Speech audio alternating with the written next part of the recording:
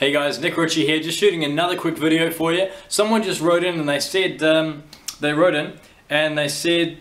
I think I eat too much. How do I deal without feeling deprived? Okay, so in the language that this person's used, it's obvious that there's a certain link with food and emotions and comfort and a feeling of fulfillment. So if you have already set up your mindset that food equals XYZ, or food is linked to XYZ emotion, then it's going to be really challenging for you if you retract from that. Let's say, for example, let's say that you have an intimate partner or a wife or a husband or a partner of some kind, and you're used to going to bed with them every single night, and you're used to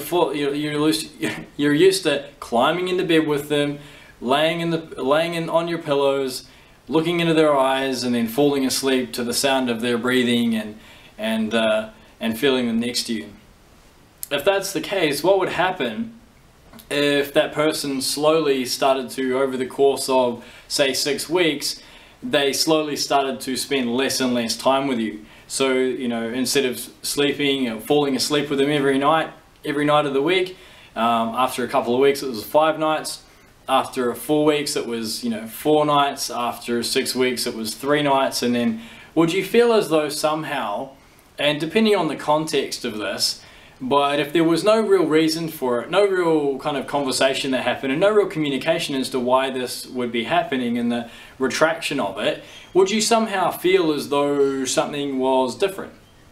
And of course, right? So as far as relating that to food goes, you may be used to the comfort or the pleasure of having the other person next to you while you fall asleep. You may have just gotten used to hearing the sound of their breathing, just looking and knowing that they're there, or just feeling them next to you. You may have gotten used to that, and it may have become comfortable, and you may even find that pleasurable, and that's okay. But what I want to share with you is that if that was to start to decrease, and if somebody had the idea that food was comfortable and was pleasurable, then every time they ate a meal, then they would think, okay, comfort and pleasure, and this makes me feel good, and these things, right? So if, on the flip side, if you were to take the same person and start to take away either the quantity of the foods or some of the foods that they think are comfortable and pleasurable, then if you slowly decrease their portions or decrease the amount of meals or snacks that they're having throughout the day, then do you think that they may start to emotionally notice the difference?